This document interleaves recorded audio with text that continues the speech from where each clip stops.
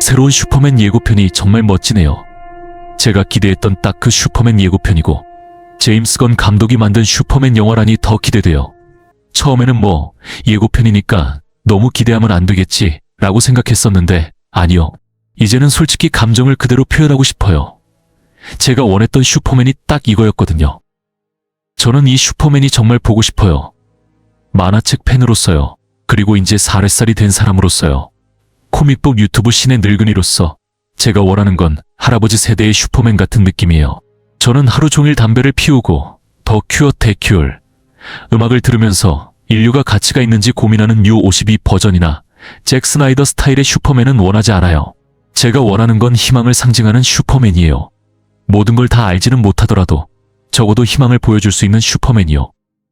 제가 예전에 슈퍼맨 영화가 어떤 느낌이어야 하는지에 대해 설명한 적이 있어요. 그때 제가 묘사했던 건 메트로폴리스라는 도시가 엉망이 되는 상황이었어요. 모든 게 망가지고 사람들이 혼란스러워하고 어떻게 해야 할지 모르는 그런 상황이요. 이런 순간에 나타나 희망을 주는 슈퍼맨. 저는 그런 슈퍼맨을 보고 싶어요. 그리고 나서 옆쪽에서 쾅 하는 소리가 들리더니 모두 하늘을 쳐다보게 돼요. 그러면 빨간색 줄이 번쩍 지나가고 메트로폴리스 사람들 모두가 한숨을 내쉬죠. 슈퍼맨이 왔어. 이제 괜찮아질 거야. 슈퍼맨이 사람들에게 줘야 하는 느낌이 바로 그거예요. 그리고 그의 영화에서도 그런 느낌이 있어야 해요. 이 영화는 그런 느낌을 줄 것 같아요. 물론 몇 가지는 좀 걱정되기도 해요. 예를 들어 영화에 등장하는 가이 가드너가 좀 우스꽝스럽게 보이더라고요. 가이 가드너 팬들은 아마 별로 좋아하지 않을 것 같아요. 왜냐하면 가이 가드너에게는 열정적인 팬들이 있고 그럴 만한 이유도 있죠. 가이 가드너는 정말 멋진 캐릭터니까요. 사실 영화 속 그의 모습은 크라이시스 온 인피닛 어스 이후 저스티스 리그 인터내셔널 팀에 있었을 때의 모습과 꽤 비슷해 보여요. 하지만 많은 가이 가드너 팬들은 아마 제프 존스의 그린 랜턴 시리즈에서 그가 묘사된 모습으로 나왔으면 더 좋았을 거라고 생각할 거예요. 그때의 가이 가드너는 훨씬 더 권위 있고 자신감 넘치는 캐릭터로 보였거든요. 그의 외모만 봐도 이 사람은 전직 경찰이고 아무도 함부로 못 대하겠구나 하는 느낌을 주었죠. 포스트 크라이시스 시대의 저스티스 리그 인터내셔널 만화에서 가이 가드너는 외모보다는 성격의 분위기가 더 강조된 것 같아요. 하지만 중요한 건 가이 가드너가 등장한다는 사실이에요. 가이 가드너는 정말 멋진 캐릭터거든요. 이번 영화에서 제임스 건 감독이 가이 가드너를 통해 그린 랜턴 신화를 본격적으로 끌어오려는 것 같아요. 그린 랜턴 신화는 DC 코믹스에서 정말 흥미로운 부분이에요. 하지만 이건 아마도 나중에 더 깊게 이야기할 주제일 것 같아요. 그린 랜턴 신화는 정말 방대하거든요. 많은 분들이 할 조던과 그린 랜턴 링에 대해 들어보셨을 거예요. 하지만 만화를 잘 모르는 분들도 계실 테니 간단히 설명하자면 그린 랜턴만 있는 게 아니에요. 빨간색의 레드 랜턴, 오렌지 랜턴인 라플리즈, 인디고 부족, 스타 사파이어, 그리고 공포를 기반으로 한 시네스트로 군단도 있어요. 심지어 슈퍼맨이 옐로우 랜턴이었던 적도 있고 스케어크로도 옐로우 랜턴이 된 적이 있어요. 또 화이트 랜턴은 카일 레이너가 되었는데 그는 거의 신처럼 강력했죠. 블랙 랜턴은 좀비들로 구성되어 있어요. 정말 다양한 색과 이야기가 얽혀있는 그린 랜턴 신화는 이렇게나 흥미롭답니다. DC에는 정말 방대한 신화가 담겨 있어요. 하지만 이번 영화를 이야기하자면 예고편만 봐도 정말 아름답더라고요. 밝고 생동감 넘치는 분위기였어요. 슈퍼맨이 영화 초반에 요새 근처로 보이는 곳에 추락하는 장면도 마음에 들었어요. 그런데 솔직히 처음 봤을 땐 아니, 왜 슈퍼맨이 또 이렇게 당하고 시작하는 거야? 왜 모든 슈퍼맨 영화에서 슈퍼맨이 얻어맞아야만 하지? 라는 생각이 들었어요. 하지만 그렇다고 완전히 반대하진 않아요. 왜냐하면 이건 렉스 루터라는 캐릭터의 본질과도 연결되거든요. 렉스 루터를 흥미롭게 만드는 건 DC의 전 역사 속에서 가장 발전된 빌런 중 하나라는 점이에요. 초창기 제리 시걸과 조 슈스터의 만화에서 렉스 루터는 슈퍼맨의 힘보다는 지능을 시험하는 빌런으로 등장했어요. 물론 어느 정도 힘을 시험하긴 했지만 당시에는 모든 걸 할 수 있을 것 같은 슈퍼맨에게 정신적인 도전을 던지는 역할로 그려졌죠. 하지만 시간이 지나면서 렉스 루터는 빌런을 창조하고 계획을 세우며 슈퍼맨을 신체적으로도 정신적으로도 시험하는 존재가 되었어요. 그래서 슈퍼맨 같은 캐릭터에게 딱 맞는 완벽하게 균형 잡힌 빌런이라고 할 수 있죠.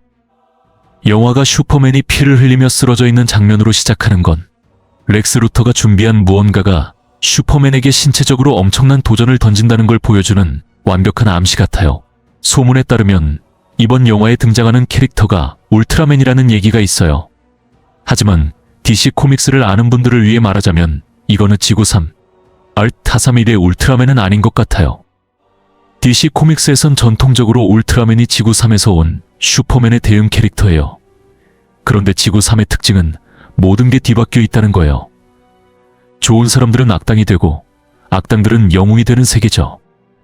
예를 들어 지구 3의 렉스 루터는 착한 사람이고 우리가 알고 있는 저스티스 리그 멤버들, 그러니까 슈퍼맨 같은 캐릭터들이 악당이에요. 그리고 이름도 다르죠. 원더우먼 대신 슈퍼우먼이 나오는데 다이애나가 아니라 로이스 레인이 이 역할을 맡아요. 배트맨 대신 아울맨도 있고 이런 식으로 독특하고 재미있는 신화가 있어요. 정말 흥미롭죠. 하지만 이번 영화에서 본 촬영장 사진과 소문을 종합해보면 울트라맨은 렉스가 만들어낸 인물이나 존재로 보이고 슈퍼맨을 공격하기 위해 보낸 것 같아요. 여기서 중요한 점은 이번 영화가 이미 만들어진 세계관을 기반으로 하고 있다는 느낌을 준다는 거예요. 저는 이런 살아있는 우주 같은 설정이 정말 마음에 들어요. 그러니까 이번 영화는 완전히 새롭게 시작하는 게 아니에요. 제 친구 빅터 댄드리지가가 정말 좋은 말을 했는데 대중들에게 이미 익숙한 캐릭터라면 굳이 기원 이야기를 다시 보여줄 필요가 없다는 거예요. 물론 우리가 이야기하는 게 슈퍼보이 프라임의 기원이 아니라면 말이죠. 그 경우에는 크립톤이 폭발한 게 아니라 불타 없어졌다는 설정이 있긴 하지만요. 하지만 슈퍼맨의 기원을 굳이 다시 설명할 필요는 없어요. 슈퍼맨은 크립톤 출신이고 그의 행성이 폭발해서 마지막 생존자가 되었죠. 지구에 도착해서 켄트 부부에게 발견되었다는 건 모두가 아는 이야기예요. 솔직히 지구를 떠나 우주의 다른 생명체를 찾아야 슈퍼맨의 기원을 모르는 존재를 만날 수 있을 것 같아요. 그런데 그런 외계인들도 아마 슈퍼맨 신화를 알고 있을걸요? 드론들이 왜 지구에 있는지 생각해보세요. 외계인들도 슈퍼맨 영화를 기다리고 있는 게 틀림없다니까요. 그런데 진지하게 말하자면 이번 영화가 이미 만들어진 세계관 한가운데에서 시작된다는 점이 정말 마음에 들어요. 슈퍼맨이 이미 자리를 잡은 상태에서 이야기가 진행되죠. 그런데 슈퍼맨이 모든 사람들에게 완전히 사랑받지는 않는 모습도 매력적이에요. 이건 제가 슈퍼맨 신화를 좋아하는 이유 중 하나예요. 슈퍼맨은 인간을 훨씬 초월한 존재인데 그의 본질적인 성격은 인간들이 절대 따라잡을 수 없어요. 인간이 슈퍼맨처럼 되기 위해 세 걸음을 내디딘다면 슈퍼맨은 이미 세 걸음 더 앞서 나가 있거든요. 인간은 항상 슈퍼맨의 본질에 대해 어느 정도 반감을 가지고 있었어요. 하지만 이번 영화에서 그려지는 방식은 슈퍼맨의 본질에 대한 인간의 반감이라기보다는 슈퍼맨이 이 세계에 이미 오래 있었다는 점에서 인간들이 그에게 익숙해진 것 같아요. 반감의 이유가 더 상황적인 요소에 가깝게 느껴져요. 예를 들어 슈퍼맨과 악당이 싸우면서 주변에 피해가 생기고 사람들이 죽기도 하죠. 그러면 사람들은 우리가 뭐라고 했어? 라고 말할 수도 있잖아요. 슈퍼맨이 나쁜 사람으로 그려졌던 적도 있잖아요. 이번 영화에서 그게 어떻게 펼쳐질지는 잘 모르겠어요. 렉스 루터가 슈퍼맨의 이미지를 망치기 위해 또다시 흑색 선전을 벌이는 걸 수도 있어요. DC 코믹스에서 렉스 루터가 이런 짓을 여러 번 해왔으니까요. 그리고 이번 영화에서 크립토를 볼 수 있어요. 크립토 정말 멋지게 나올 것 같아요. 지금까지 어떤 슈퍼맨 영화에서도 크립토를 본 적이 없는 것 같은데 슈퍼도 크립토가 뛰어다니는 걸 보게 되다니 정말 신나겠어요. 이건 진짜 멋질 것 같아요. 마지막으로 제가 본격적으로 영화에 영감을 준 코믹스 이야기를 다루기 전에 짚고 넘어가고 싶은 점은 바로 예고편의 음악이에요.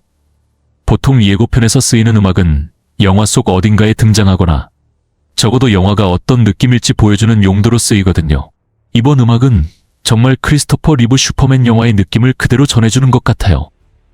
이번 영화는 정말 고전적인 슈퍼맨 느낌이 나서 너무 기대돼요. 솔직히 말해서 지금까지도 크리스토퍼 리브가 나왔던 첫 번째 슈퍼맨 영화가 유일하게 진짜 잘 만든 영화라고 생각해요. 두 번째, 세 번째, 네 번째 영화는 솔직히 다 별로였죠. 물론 어렸을 때 봤던 저 같은 사람한테는 로봇으로 변한 여자가 완전 악몽 그 자체였어요. 몇 년 동안 꿈에서 괴롭혔거든요. 크리스토퍼 리브의 슈퍼맨 영화들은 슈퍼맨의 본질을 정말 잘 담아냈어요. 클라크 켄트는 항상 서툴고 어색하고 자신감 없는 모습으로 그려졌어요. 그런데 슈퍼맨은 완전히 달랐죠. 자신감 있고 권위가 느껴지는 모습이었어요. 슈퍼맨이 말을 하면 모두가 집중해서 듣죠.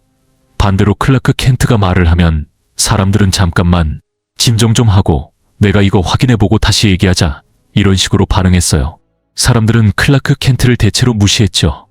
저는 그 갭에서 오는 느낌이 정말 좋았어요. 그런데 여기서 한 가지 말씀드리고 싶은 건 이번 영화에서 제임스 건이 영감을 얻은 코믹스 이야기에 관심이 있거나 읽어보고 싶어 하시는 분들도 있을 거라는 점이에요. 그런 분들에게는 이번 영화가 더 흥미로울 거예요. 이번 영화는 코믹스뿐만 아니라 다른 곳에서도 많은 영감을 받은 것 같아요. 오래전에 사라진 플라이셔 스튜디오에서 제작했던 고전 슈퍼맨 애니메이션도 그중 하나예요. 여러분도 아마 본 적이 있을 거예요. 그게 뭔지 몰랐더라도요. 그리고 제가 어렸을 때 정말 좋아했던 슈퍼맨 애니메이티드 시리즈도 있어요. 그 애니메이션은 정말 환상적이었어요. 이번 영화 덕분에 다시 찾아서 봐야겠다는 생각이 들 정도로요. 작은 장면 하나하나가 정말 인상 깊었거든요. 이 영화의 이야기에 영감을 준 코믹스는 총 5가지 정도가 있어요. 그중 첫 번째이자 아마도 가장 위대한 작품은 그랜트 모리슨의 올스타 슈퍼맨, 얼스타 슈퍼맨이에요. 이 작품은 모리슨이 슈퍼맨 작가로서의 실력을 확고히 한 이야기로 평가받아요. 여기서 모든 이야기를 다 자세히 설명하지는 않을게요. 왜냐하면 제가 스포일러를 하고 싶지는 않거든요. 여러분이 요청하면 제가 이 코믹스를 다뤄드릴 수도 있고 아니면 여러분이 직접 읽고 싶을 수도 있으니까요. 하지만 이 코믹스에는 제임스 건이 슈퍼맨을 묘사하는 데 영감을 받았을 법한 정말 아름다운 장면들이 많이 있어요. 이 이야기에서 가장 상징적인 순간 중 2가지를 꼽자면 첫 번째는 슈퍼맨이 로이스 레인에게 자신의 능력을 줬을 때예요. 아마 24시간 정도였던 것 같아요. 그 순간 로이스는 슈퍼맨으로서 세상을 경험하게 되어 좋은 점도 힘든 점도요. 전 세계에서 들려오는 사람들의 도움 요청을 들으면서 모두를 도울 수 없다는 사실에 무력함을 느끼죠. 하지만 도울 수 있는 사람을 돕고 그들이 고마움을 표현하는 모습을 보며 느끼는 만족감도 경험해요. 동시에 그녀는 우선순위를 정해야 해요. 예를 들어 물에 빠진 사람을 돕는 게 도둑맞은 가방을 되찾아 주는 것보다 더 급한 일이잖아요. 두 번째는 슈퍼맨이 렉스 루터에게 자신이 꿈꾸는 세상의 비전을 보여주는 장면이에요. 이 장면이 너무나 깊은 울림을 줘서 렉스 루터가 눈물을 흘릴 정도예요. 그는 슈퍼맨이 세상을 어떻게 바라보고 세상을 더 나은 곳으로 만들기 위해 어떻게 이끌어가고 싶은지를 완전히 이해하지 못했거든요. 올스타 슈퍼맨, 얼스타 슈퍼맨은 정말 아름다운 코믹스이고 놀라운 작품이에요. 그 다음은 앨런 무어의 작품인 What Happened to the Man of Tomorrow입니다.